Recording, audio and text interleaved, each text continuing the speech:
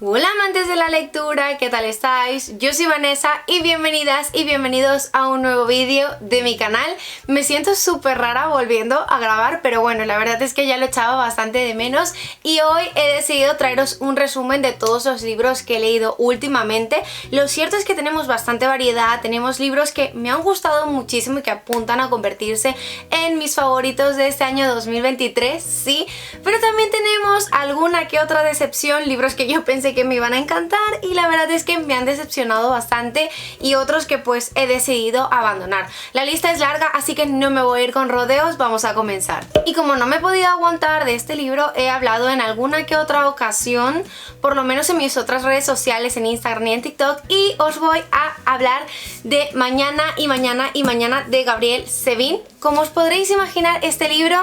a mí me ha encantado. Y digo como os podréis imaginar porque ya lo he dicho como 1.000.000 de veces, lo he recomendado bastante. Y lo cierto es que es una novela con la que yo no sabía que me iba a encontrar, pero sí que me llamaba bastante la atención porque de hecho ganó los premios Goodreads el año pasado. Para mí es una novela que tiene todos los elementos de esas historias de vida, de esas historias que están protagonizadas por unos personajes que vamos a ver evolucionar casi que desde su niñez hasta la vida adulta, y que personalmente pues me ha tocado bastante la fibra sensible. Me he visto identificada con algunos de ellos y sobre todo con situaciones que viven, y creo que de allí que el libro me haya gustado como tal. No creo que sea un libro para todo el mundo porque en esta historia no hay una trama lineal como tal, es decir, no tenemos unos personajes que buscan A y tienen que hacer B, C y esto para conseguir ese objetivo de la trama como tal. Y en este libro tenemos a dos protagonistas que son Sam y Sadie, y la verdad es que son amigos desde niños, básicamente les apasionan los videojuegos y nos vamos a situar a mediados de los años 90, vamos a seguir toda su vida, vamos a recorrer todas las situaciones que han tenido que vivir ellos dos para pues convertirse en creadores de videojuegos, ser unas personas exitosas, pero como bien os digo, como es un libro de vida, pues vamos a ver qué trabas se le van poniendo en el camino. Al ser un libro de videojuegos yo tenía mis dudas y mis recelos porque no soy muy asidua, digamos que a los videojuegos no es algo que se me dé tremendamente bien o que me interese demasiado, pero me ha encantado descubrir toda esta perspectiva. Se nota la documentación de la autora, sobre todo el desarrollo de los personajes para mí es el punto más fuerte de la trama porque son personajes muy grises, es decir, tenemos a personajes que no necesariamente tienen que tomar las decisiones correctas y en ciertos momentos de la trama sí que nos vamos a enfadar, o por lo menos yo me enfadaba y decía, pero ¿por qué estás actuando de esta manera? Y creo que esto es lo más enriquecedor de la lectura, el hecho de que estos personajes no actúen precisamente como tú quieras y que puedas ver cómo se equivocan y cómo tienen que rectificar o no necesariamente. El tema de la industria creativa en el mundo de los videojuegos me ha interesado muchísimo, he visto ciertos paralelismos sobre todo con el tema de la industria literaria, al menos a nivel creativo, cómo se trata la figura femenina, teniendo en cuenta que claro, este libro está ambientado en los 90 y pues la situación social no es igual a la que podemos vivir en la actualidad. Definitivamente es una historia que yo recomiendo muchísimo. Y ahora vamos a pasar a un retelling que además tenía muchísimas ganas de leer y me ha parecido una lectura perfecta, sobre todo para esos momentos en los que queremos leer algo que sea así como cozy, que nos haga sentir súper bien. Yo creo que este libro es ideal para este momento y os estoy hablando de Seremos el huracán de Iria G. Parente y Selene M. Pascual. Este es un retelling de El Mago de Oz, pero está ambientado en la actualidad con una boy band. Por una parte tenemos a Dorothy que pues por cosas de la vida decide hacerse pasar por su hermano muerto, su hermano gemelo que acaba de morir, y decide que ella se va a hacer pasar por él para poder integrarse dentro de esta banda. Y pues aquí va a convivir con tres chicos que son muy diferentes entre ellos. Tenemos a Val, tenemos a Leo y tenemos a Raven, y vamos a ver cómo toda la industria musical pues absorbe parte de su vida, pero sobre todo los retos que tienen que enfrentar y qué tan dispuestos están ellos a llegar a la cima, porque también hay una especie de competición. A mí personalmente este libro me ha dado todo lo que necesitaba, me ha dado salseo, me ha dado romance, me ha dado representación, pero sobre todo me ha hecho sentir muy bien. El libro está narrado desde las 4 perspectivas, aunque para mí la que más peso tiene a lo largo de la historia es Dorothy, porque ella es digamos que el detonante, ¿no?, de toda esta historia, y vamos a ver cómo evolucionan. Hay una documentación también de fondo súper interesante porque fue una merienda con las autoras en las que pues nos hablaron un poco de todo el proceso creativo, no solo a nivel de inspirar este retelling, dentro de la actualidad en el mundo de las boyband, sino también cómo es el mundo de pues las boyband, cómo funciona, cómo se mueve. Yo personalmente lo recomiendo muchísimo. Voy a continuar con un libro que para mí ha supuesto una pequeña decepción, no porque el libro no me haya gustado, sí que me ha gustado, sí que lo he disfrutado, pero de alguna manera tenía unas expectativas radicalmente opuestas a lo que me he encontrado en él, y es Belladonna de Adalyn Grace. Esta es una novela gótica como tal, o al menos es lo que nos han vendido, y sí es cierto que veo esos elementos propios de la literatura gótica dentro del libro. Es la primera parte de una trilogía.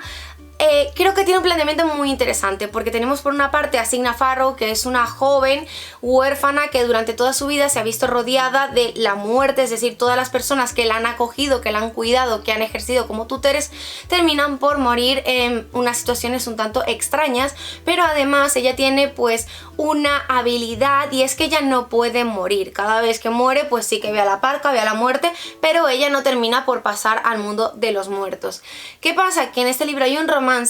y aunque sí que me lo veía venir, aunque sí que me lo esperaba, a mí me ha resultado bastante perturbador, sobre todo porque no me terminaba de creer las interacciones entre los dos protagonistas principales, teniendo en cuenta no solo la diferencia de edad, que para mí eso es lo menos, sino la idea de que él la conozca desde el momento en el que ha nacido. Para mí era un poco como... no sé, pero esto no me está gustando demasiado. O sea, lo puedo entender, y una vez que digamos que ya me habitué a ello, intenté ir como con la mente muy abierta, pero había una especie de triángulo amoroso que yo ya me veía venir que era lo que iba a pasar, entonces me resultó como muy previsible todo lo que ocurría. No terminaba de entender algunas situaciones en las que Signa se metía. Para mí era un tanto como absurdo, no sé si decirlo de esta manera. Creo que el libro está bien escrito, me ha gustado la pluma de la autora, me gusta ver esa evolución de parte de la protagonista. Creo que ha querido meter un poco algunas escenas, digamos que más 18, para darle ese toque adulto, pero a mí me ha costado sobre todo verlo, teniendo en cuenta que la protagonista es tan joven y tan inexperta, que nunca ha visto mundo, que nunca se ha desarrollado en un ambiente en el que pueda estar con otras personas, ya que pues ha vivido casi toda su vida aislada. Entonces por esta parte sí que me costó bastante como ver esa parte más adulta. Sin embargo, creo que el tono es bastante adecuado teniendo en cuenta al público al que se dirige. Yo os diría pues que si lo queréis leer, pues vayáis con otras expectativas. Yo no estoy segura de si voy a continuar con la trilogía, pese a que sí que hay elementos muy rescatables que me gustaron, pues no sé si tiene el suficiente gancho como para que yo quiera continuar con ella. Sin embargo, yo puedo entender que a otra gente le ha encantado. Y voy a seguir con otra novela que me ha gustado muchísimo y que quiero rescatar en este vídeo, porque además este libro se publica el 18 de mayo y yo os voy a decir que corráis a comprarlo y a leerlo, y os estoy hablando de Oscura es la noche de Raquel Brune. Es su primera novela como con estos tintes un poco más adultos, y yo he visto absolutamente la pluma de Raquel, pero con una evolución tan brutal y tan notoria que debo darle todas mis felicitaciones, porque el libro además me ha encantado. Es una historia que está ambientada a dos tiempos, con dos voces narrativas muy marcadas, y es que tenemos por una parte a Candela en los años 20 del siglo pasado, y por otra pues tenemos a Sandra, una artista que está escapando pues de todo un divorcio muy mediático en los años 20 de la actualidad. ¿Qué tienen en común estas dos protagonistas? Pues ya lo vais a descubrir, porque es que por cosas de la vida Sandra se va a escabullir, por decirlo de alguna manera, se va a ocultar dentro de un hotel al norte de España, en un pueblo ficticio, sí, pero que ve mucho de la realidad, con sus propias leyendas, con sus propios secretos, y pues es el mismo hotel en el que hace 100 años pues también tuvo que estar Candela. Hay una extraña conexión entre nuestras dos protagonistas, un misterio que las envuelve y que vamos a descubrir a lo largo de la narración. Creo que el ritmo es bastante apropiado, sobre todo porque en un principio vamos conociendo a los personajes, vamos viendo cómo se desarrollan, qué oculta cada uno de ellos, cómo están construidos a través de esas cosas que todavía no nos van a contar, pero que sin embargo ya nos vemos desde esas primeras páginas, que nos va a revelar mucho de ellas dos. Por otra parte, hay personajes secundarios con muchísimo, pero muchísimo carácter, que a mí personalmente pues me ha gustado descubrir aquí, no solo por cómo componen la historia y lo que aportan, sino también porque pues de alguna manera siento que cobran también cierta relevancia y cierto protagonismo, que es muy interesante de ver a lo largo de toda la historia. A mí personalmente me ha gustado muchísimo ver todo lo que se esconde dentro de este pueblo, todo lo que vemos en Santa Bárbara, esa bahía misteriosa, la música de los años 20, esa conexión tan mágica que hay a través de las dos protagonistas, y definitivamente es una historia que os quiero recomendar. Ahora voy con otro libro que de seguro os sonará, porque además lo mencioné varias veces veces por aquí y es El legado robado de Holly Black. Este es un spin-off de la trilogía del Príncipe Cruel. Ya sabéis que yo adoro a Holly Black, además la he conocido y también adoro la trilogía del Príncipe Cruel. El libro como tal a mí me ha gustado y lo he disfrutado, pero no lo he sentido de la misma manera que El Príncipe Cruel. Tal vez esto sea muy injusto decirlo, tal vez no esté siendo la persona más objetiva del mundo y lo voy a reconocer, porque el libro sí que me ha gustado y sí que lo he disfrutado, pero no sé, realmente siento que me ha faltado algo. Pese a que me ha gustado muchísimo ver a Oak y ver a Bren, que son digamos que los dos protagonistas de este libro, y de hecho cuando hablamos con Holly Black en la merienda que tuvimos con ella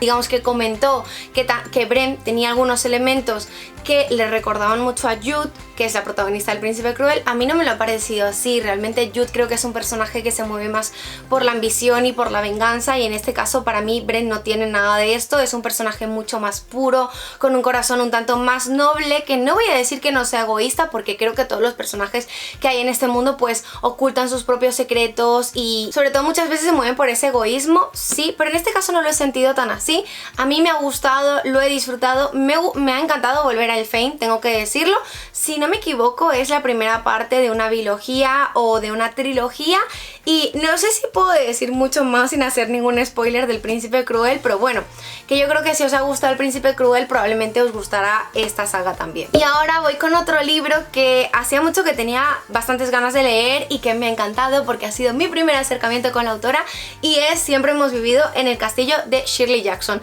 Creo que este wrap-up está lleno de novelas góticas con mucho misterio, y este es el caso. Este libro, mirad lo cortito que es, o sea, me ha fascinado, pero me ha fascinado por el nivel de juego mental que hay alrededor de nuestra protagonista, que es la narradora, es Catherine Blackwood, y digamos que es una chica que vive junto a su tío y a su hermana pues en una especie de castillo, palacete, en el pueblo en el que están. Básicamente la gente los odia, siente una especie de rechazo hacia ellos. Claro, todo esto tened en cuenta que está visto a través de la perspectiva de Catherine. Sobre todo tened en cuenta que hay como una historia muy retorcida alrededor de los personajes. Siento que hacer una especie de sinopsis es como muy complejo, porque para mí lo mejor del libro es esta ambientación y el juego que hay alrededor de ella, el misterio, el ir desvelando poco a poco qué fue lo que ocurrió, digamos que la noche que toda su familia murió envenenada salvo ellos tres. Yo creo que aquí sentamos un precedente muy interesante. Me ha encantado leer a Shirley Jackson, me ha encantado descubrir este libro. Todavía siento que tengo que reposarlo un poquito mejor, digamos que para hacer una reseña muchísimo más completa y global de lo que yo he sentido con esta historia, pero que sin lugar a dudas os la quiero recomendar. Y ahora voy con otro libro que también me ha resultado bastante fascinante, sobre todo porque al principio como que no estaba conectando demasiado con esta historia, o sea, la veía como un poco más lenta, más pausada, y creo que es parte de esa magia que hay a través de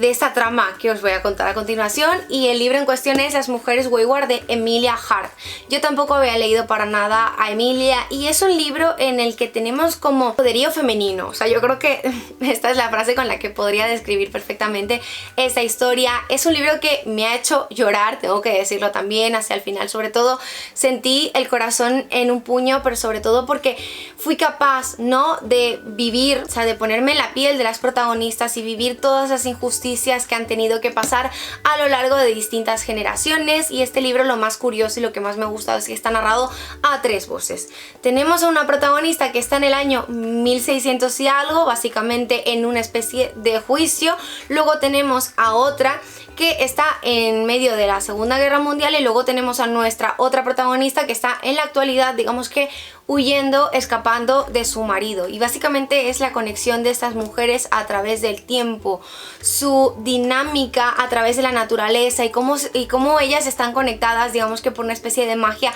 ancestral. Es un libro que para mí es un grito feminista, sí, pero tan bien planteado, tan bien recreado, que para mí cada página fue una gozada. Como bien os digo, creo que es es un libro que hay que leer muy poco a poco, que hay que degustarlo, que hay que saborearlo, o sea, creo que tienes que ir sin prisas básicamente para que puedas disfrutarlo. Hay situaciones que son muy injustas, se habla de abusos de poder, se habla también de abusos sexuales y veo necesario recalcarlo y decirlo porque pues es parte de las tramas y es parte de lo que nos vamos a encontrar dentro de esta lectura. Yo definitivamente os lo recomiendo. Y el último libro que voy a mencionar en este vídeo he decidido meterlo en el wrap up, aunque no me lo he terminado porque creo que lo voy a abandonar.